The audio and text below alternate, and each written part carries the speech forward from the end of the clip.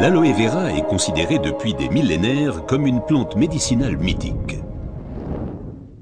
Déjà, les Aztèques l'utilisaient comme remède miracle contre beaucoup de maladies.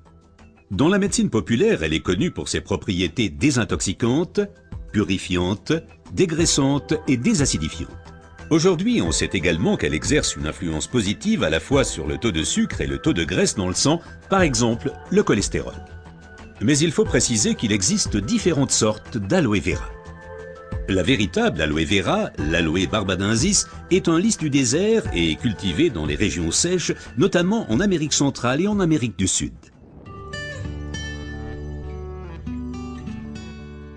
L'efficacité de l'aloe vera dépend principalement de son traitement, mais les différences se font dès la récolte. Pour éviter d'abîmer la plante, les feuilles doivent être coupées à la main. Comme la pellicule supérieure de la feuille contient de l'aloïne toxique qui protège la plante contre les animaux et a un effet laxatif pour l'être humain, il faut bien séparer l'enveloppe du gel intérieur. Le gel est du reste l'élément le plus précieux de l'aloe vera. Il contient à lui seul plus de 150 composants importants et bénéfiques pour la santé tels que vitamines, enzymes, polysaccharides et oligoéléments. Et c'est précisément cette combinaison unique, cette association de différentes substances qui entraîne l'effet médicinal. L'un des composants les plus importants est l'acémanal. Il a une influence positive sur le système immunitaire et diminue d'autre part les inflammations et les radicaux libres. Le résultat, une amélioration de l'apport en oxygène.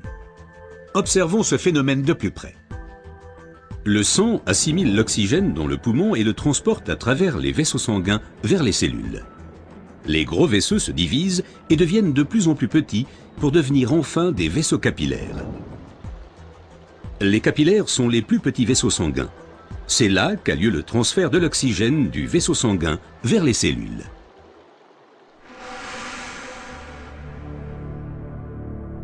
Une alimentation malsaine, la pollution de l'environnement, le stress et des exigences élevées affaiblissent notre système immunitaire. Les radicaux libres ont le jeu plus facile et ils peuvent entraîner des micro-inflammations dans l'organisme. Ces inflammations altèrent les vaisseaux et entraînent un épaississement des parois des capillaires.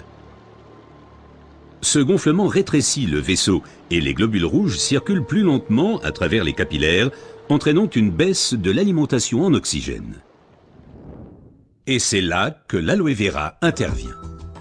Elle réduit le gonflement des parois des capillaires. Les globules rouges circulent plus rapidement et l'alimentation en oxygène est améliorée. Les toxines et les impuretés sont évacuées plus rapidement.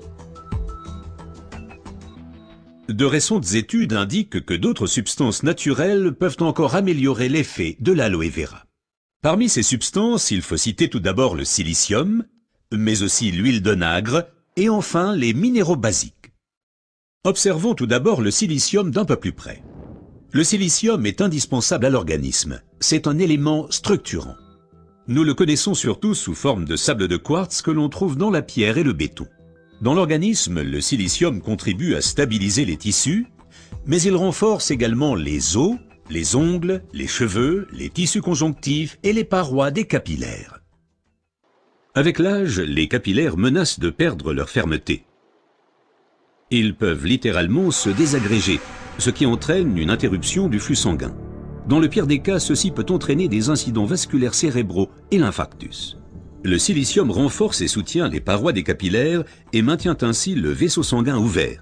Les globules peuvent ainsi continuer à alimenter les cellules en oxygène. Mais le corps humain ne peut pas s'alimenter en silicium sous sa forme d'origine qu'est le sable de quartz. Toutefois, la nature offre des alternatives, et notamment une source végétale idéale, l'ortie. Car elle est riche en silicium naturel, mieux assimilable par l'être humain.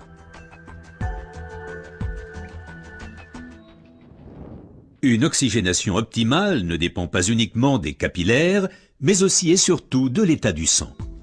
Le sang ne peut bien circuler dans les vaisseaux capillaires que s'il est suffisamment fluide. Certaines substances peuvent améliorer la fluidité sang, l'huile d'onagre avec ses acides gras insaturés et naturellement les minéraux basiques. Les acides gras insaturés sont des fluidifiants du sang. Ils empêchent les globules de s'agglutiner et donc un épaississement du sang. Les minéraux basiques soutiennent l'élasticité des globules rouges et facilitent ainsi leur passage à travers les capillaires.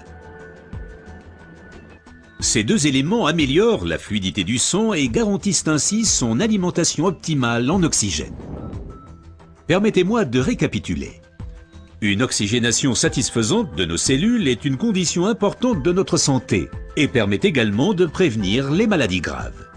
L'aloe vera et son effet décongestionnant améliorent l'oxygénation. Le silicium renforce les parois des capillaires et garde le vaisseau sanguin ouvert. Cet effet est renforcé par l'huile d'onagre et aussi par les minéraux basiques. Ce que la médecine populaire savait depuis longtemps est maintenant confirmé par la recherche moderne.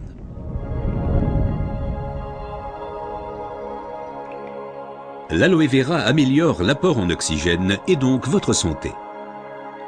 Car l'oxygène signifie la vie.